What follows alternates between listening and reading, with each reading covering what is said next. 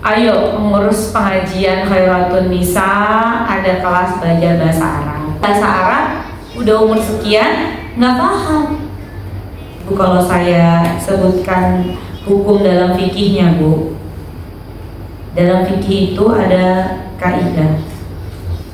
Malayatimu bihi, malayatimu apa-apa yang tidak sempurna bihi dengannya sesuatu, maka hukumnya sesuatu itu menjadi juga wajib. Lalu saya tanya, faham Al-Quran wajib apa enggak? Wajib. Faham hadis wajib apa enggak? Wajib. Kok enggak wajib hadis? Faham Al-Quran wajib apa enggak? Wajib. Faham hadis wajib apa enggak? Wajib. Karena Rasul kan mengatakan begini, aku wariskan kepadamu 2 wasiat, yang dengan 2 itu kamu tidak akan sesat selama-lamanya. Apa? Kitabullah wa sunnatur Rasul sallallahu alaihi wasallam. Kitabullah, Al-Quran dan hadis. Ini 2 ini memahaminya wajib, mempelajarinya wajib. Lalu ada kaidah tadi, kaidah dalam fikih, sesuatu yang kalau tidak dengannya sesuatu yang wajib itu nggak kita pahami, nggak sempurna kewajiban itu, maka hukumnya wajib.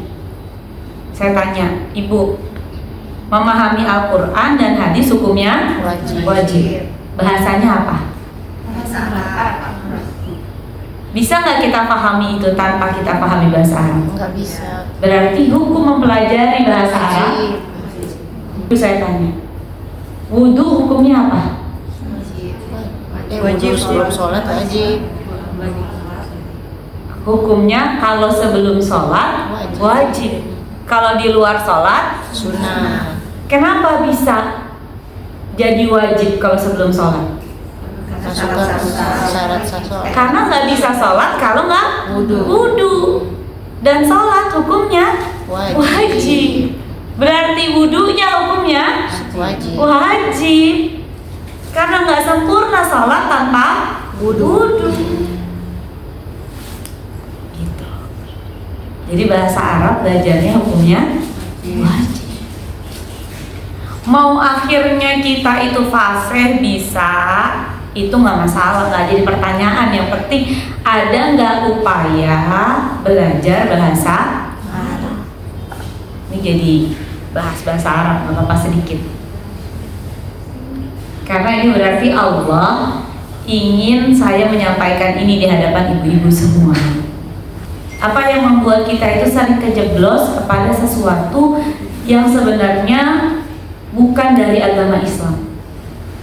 Karena kita nggak paham bahasa kitab kita, sehingga kalau ada orang yang ngajarin saya misalnya ngomong bahasa Arab, misalnya Al-Quran atau hadis, atau ada orang misalnya menafsirkan Al-Quran, kata-katanya salah, itu kita nggak paham betul kalau itu salah. Ibu kalau ke satu tempat, misalnya ibu ke Amerika, ibu nggak paham bahasa Inggris, mudah ditipu nggak? Mudah. Ibu nggak paham bahasa Arab, ibu mudah ditipu nggak?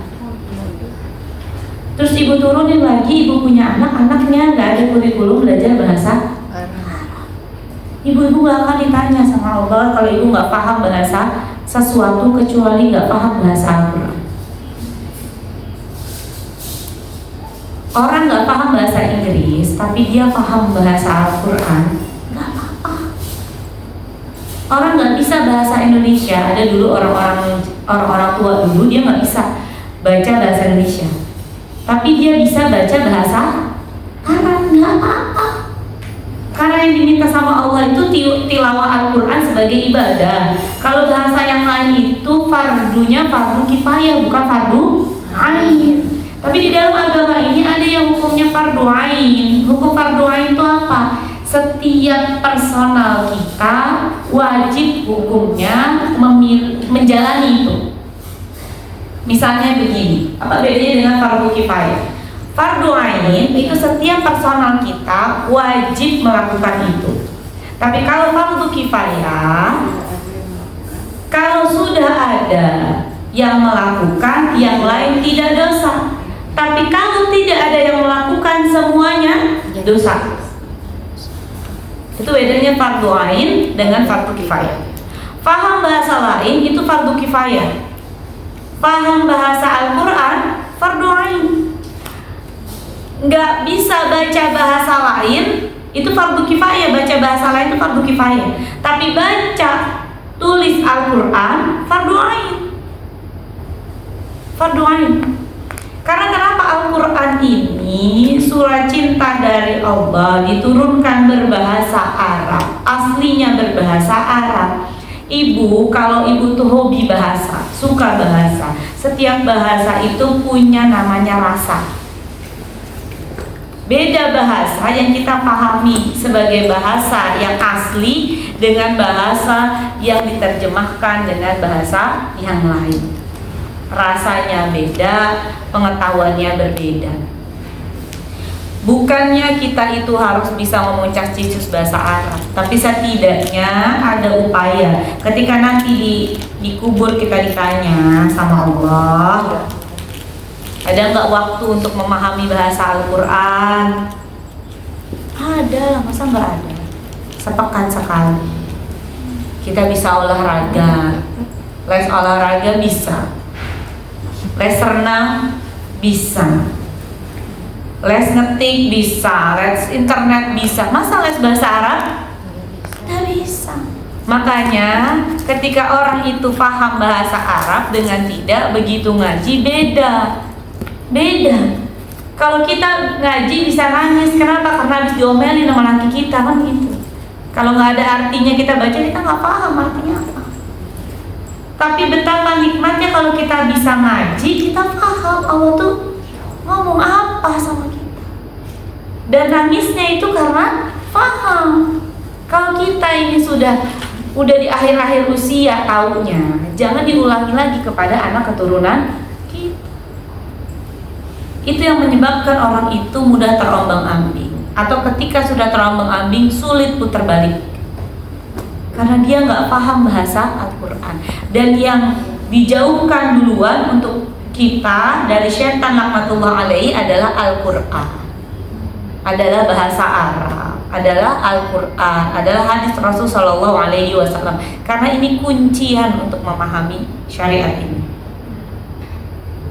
Ayo mengurus pengajian Khairatun Nisa, ada kelas belajar bahasa Arab. Udah gitu kalau belajar bahasa Arab itu jangan ngerasanya itu susah terus putus asa, karena kita belajarnya itu seumur hidup. Karena itu kewajiban. Nih kalau orang kita nih udah sholat itu kan wajib ya Bu? Ada nggak mengatakan saya mau berhenti sholat aja? Ya enggak, itu kan kewajiban. Berhenti murtad. Dan bahasa Arab itu dia kan tingkatan ilmu, bedanya dengan bahasa yang lain. Memang dia itu semakin dipelajari semakin bisa dalam. Mau sampai mana pahamnya begitu? Mau sampai mana pahamnya itu kan ada di pelajaran lagi, ada lagi terus menerus, karena dia bisa sampai orang S3 sastra Arab. Berarti kan banyak sekali yang bisa dipelajari dari bahasa Arab. Gitu ya Bu ya. Jadi mudah-mudahan semangat ya, semangat terus untuk belajar sampai kita meninggal dunia, karena memang agama ini tuh agama untuk para pembelajar.